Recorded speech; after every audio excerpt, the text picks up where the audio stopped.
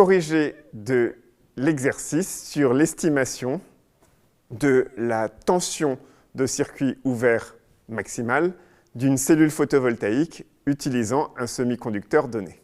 Dans la première question, il nous était demandé d'estimer le taux de génération volumique de paires électrons-trous dans le semi-conducteur sous flux solaire. Si nous appelons S la surface de l'échantillon, le nombre total de photons absorbés par seconde est égal au nombre de paires électrons-trous générés quelque part dans le semi-conducteur, c'est-à-dire G, le taux de génération volumique, multiplié par le volume, c'est-à-dire encore S la surface, fois W, l'épaisseur de la tranche de semi-conducteur.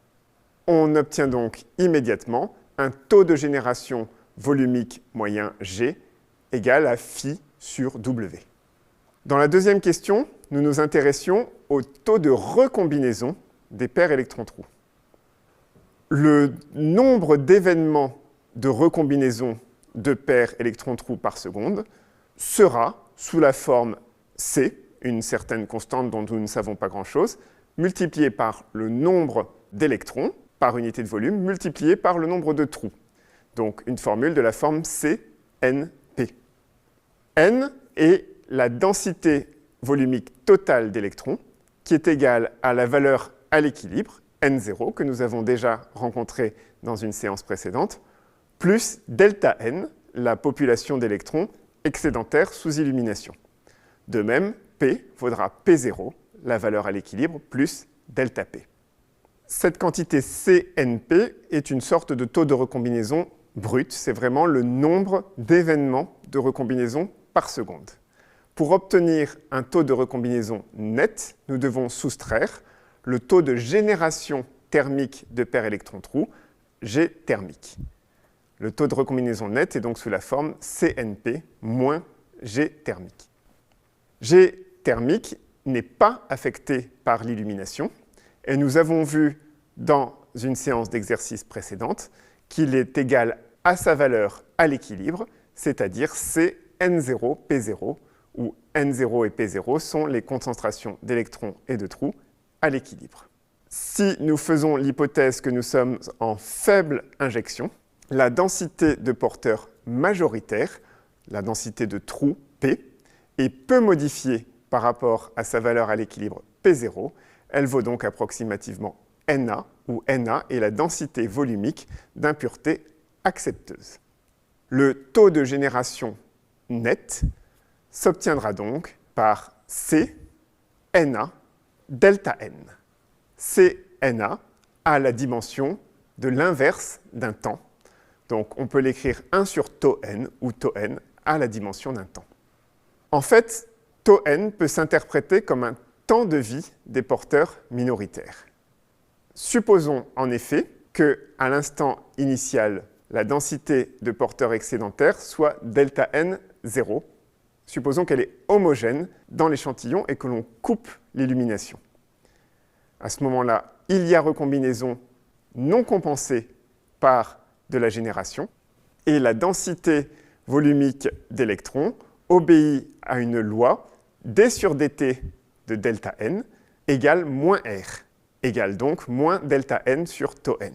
La densité volumique d'électrons excédentaires va donc décroître exponentiellement avec un temps caractéristique tau n. Tau n apparaît donc comme un temps caractéristique de disparition des porteurs minoritaires, d'où l'expression temps de vie des porteurs minoritaires. Pour le semi-conducteur sous illumination stationnaire, le taux de génération lié à l'illumination compense exactement le taux de recombinaison. Nous avons donc simplement G en moyenne égale à R en moyenne. En prenant l'expression de G calculée à la première question et l'expression de R calculée à la deuxième question, nous obtenons immédiatement delta n égale phi multiplié par tau n divisé par W, l'épaisseur de la tranche. Dans la question suivante, nous cherchons à calculer les quasi-niveaux de Fermi des électrons de conduction et des électrons de la bande de valence. Nous avons déjà vu dans la séance sur la loi d'action de masse du semi-conducteur à l'équilibre que tant que n, la densité volumique d'électrons de conduction, est très petit devant Nc, la densité d'état effective de la bande de conduction, et tant que P, la densité volumique de trou, est très petit devant Nv, la densité d'état effective de la bande de valence, alors on peut écrire n sous la forme Nc exponentielle de EFN moins EC sur kT, et P égale NV exponentielle de EV moins EFP sur kT. Nous avions vu, dans le semi-conducteur à l'équilibre, la relation Ni carré égale Nc, Nv exponentielle de moins Eg, énergie de gap, sur kT. Nous obtenons donc immédiatement une loi d'action de masse généralisée, Np égale Ni carré exponentielle de EFN moins EFP sur kT. Si EFN égale EFP, nous sommes dans la situation déjà connue d'équilibre et nous retrouvons la loi d'action de masse Np égale Ni carré. Si nous considérons la limite du semi-conducteur P sous illumination en régime de faible injection, alors nous avons vu que P reste proche de Na. Nous allons voir dans les applications numériques que nous avons en général delta N, la densité d'électrons excédentaire, très supérieure à N0, la concentration électronique à l'équilibre. Donc nous pouvons ramener N à delta N. Et la relation que nous venons d'établir serait écrite EFN moins EFP égale kT log de Na multiplié par delta N sur Ni carré, que l'on peut encore écrire Eg plus kT log de Na delta N sur NC-NV. Il est très important de prendre conscience du lien entre cette séparation des quasi-niveaux de Fermi que nous venons de calculer très simplement et une quantité mesurable qui est la tension de circuit ouvert de toute cellule photovoltaïque qu'on pourrait chercher à construire en utilisant notre semi-conducteur. Pour cela, il faut se souvenir qu'un niveau de Fermi est un potentiel électrochimique. EFN moins EFP est donc la différence de potentiel électrochimique entre les deux contacts qu'on pourrait construire sur notre semi-conducteur. Le contact moins, qui est le contact par lequel on extrait des électrons de conduction du semi-conducteur en provoquant une variation d'énergie libre moins EFN, et le contact plus, le contact par lequel on réinjecte des électrons dans la bande de valence du semi-conducteur en provoquant une variation d'énergie libre plus EFP. La différence de potentiel électrochimique entre les contacts est égale à la diminution d'énergie libre du semi-conducteur après extraction et réinjection d'un électron. Cette variation d'énergie libre est aussi égale à la valeur maximum du travail qui peut être fourni au circuit extérieur par électron. Elle est donc, par définition, égale à E, la charge de l'électron, multipliée par VOC. VOC est la tension maximum à laquelle peut fonctionner une cellule photovoltaïque en tant que générateur. C'est tout simplement la tension de circuit ouvert. L'examen de la formule que nous avons établie nous renseigne sur le comportement de VOC, la tension de circuit ouvert, en fonction de l'illumination d'une part, de la température d'autre part. Nous voyons immédiatement que VOC va croître logarithmiquement avec delta N, dont nous avons vu lui-même qu'il est proportionnel au niveau d'illumination. À température constante, on s'attend donc à une augmentation logarithmique de la tension de circuit ouvert d'une cellule photovoltaïque avec le niveau d'illumination. Si l'on fixe maintenant le niveau d'illumination, on voit que EFN moins EFP va dépendre linéairement de la température, puisque nous avons supposé que toutes les autres grandeurs sont indépendantes de la température. Le signe du coefficient est négatif, puisque nous avons Na et delta N en pratique inférieurs à Nc et Nv. La formule nous prédit donc une décroissance linéaire de la tension de circuit ouvert d'une cellule photovoltaïque avec la température.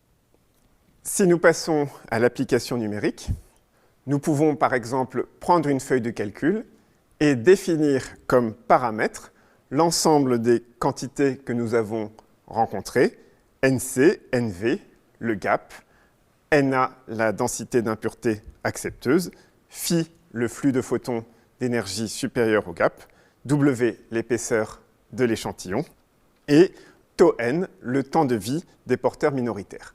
La température est également un paramètre et nous pouvons entrer la température à travers la valeur de kT à 298 Kelvin, à la température ambiante, qui est de 2,57 10-2 électronvolts.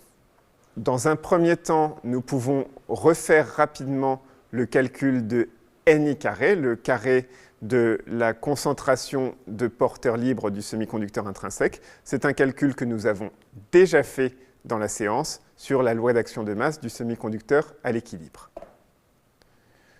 Une fois calculé Ni carré, nous calculons immédiatement Ni.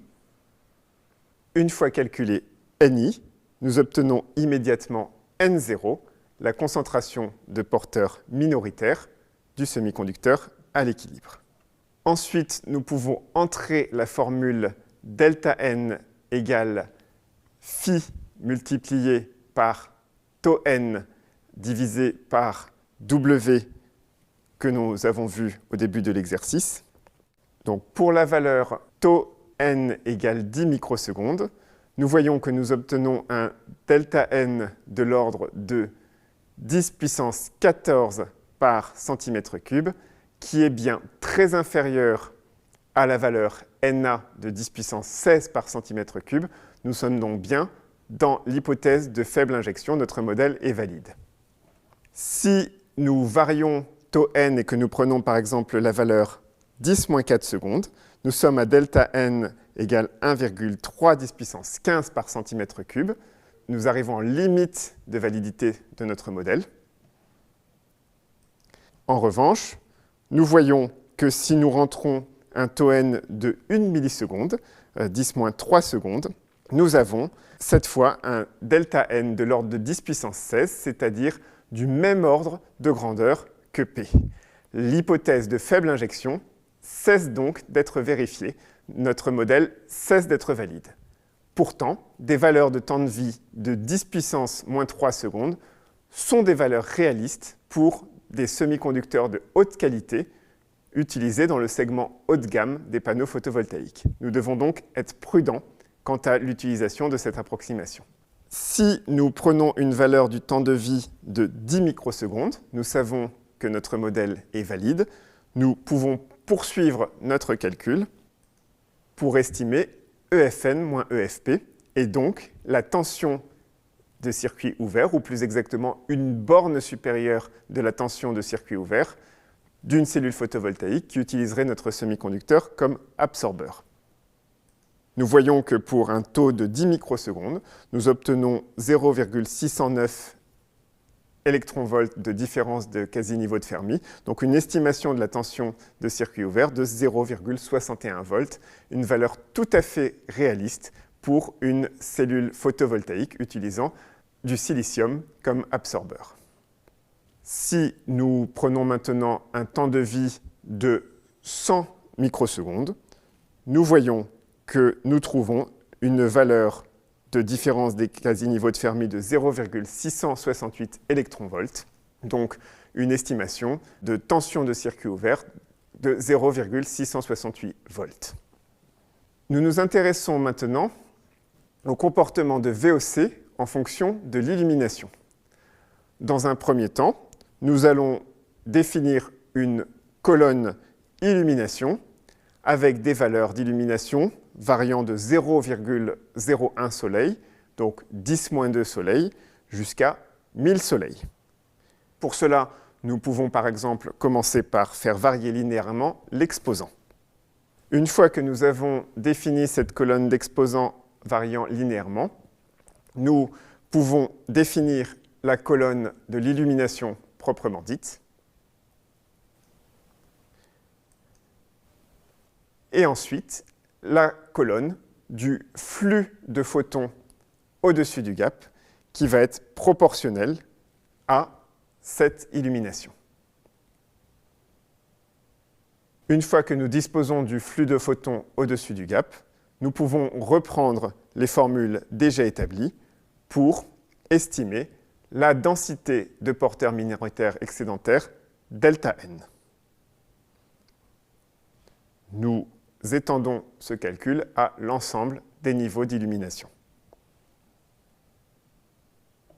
Une fois que nous disposons de delta n, nous pouvons calculer la séparation des quasi-niveaux de Fermi, EFN moins EFP, pour l'ensemble de ces valeurs d'illumination.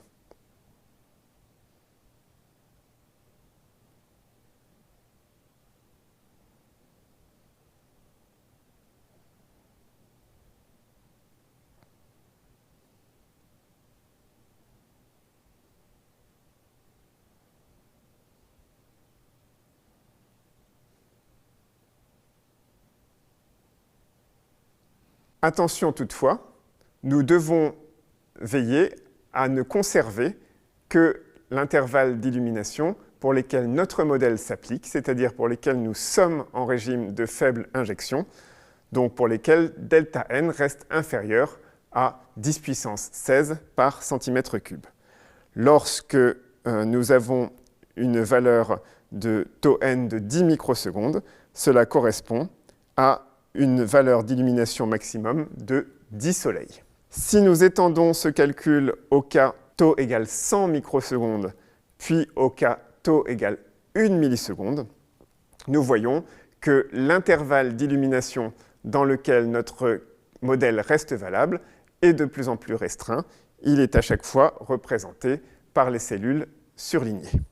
Nous pouvons ensuite représenter graphiquement ces valeurs de tension sur un diagramme en échelle logarithmique pour l'illumination et nous obtenons bien entendu des droites. Enfin, nous pouvons fixer l'illumination, par exemple à un soleil, et nous intéresser à la dépendance en température. Nous pouvons définir une colonne de température variant entre 270 et 350 Kelvin et représenter dans une cellule le coefficient de température donné par la formule que nous avons établie.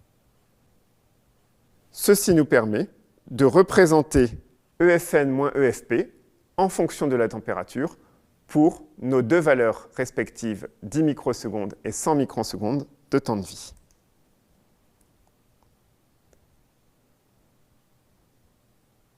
Une fois ce calcul effectué, nous pouvons représenter EFN moins EFP en fonction de la température pour taux égale 10 microsecondes et pour taux égale 100 microsecondes. Nous obtenons bien, dans chaque cas, une décroissance linéaire de la tension de circuit ouvert en fonction de la température. Nous voyons que pour un temps de vie plus long, nous avons à la fois un VOC plus élevé et un VOC qui décroît moins vite lorsque la température augmente. Donc un temps de vie plus long se révèle ainsi doublement avantageux du point de vue des applications photovoltaïques. Voilà pour notre séance d'aujourd'hui. Merci de vos efforts, bon courage et à bientôt.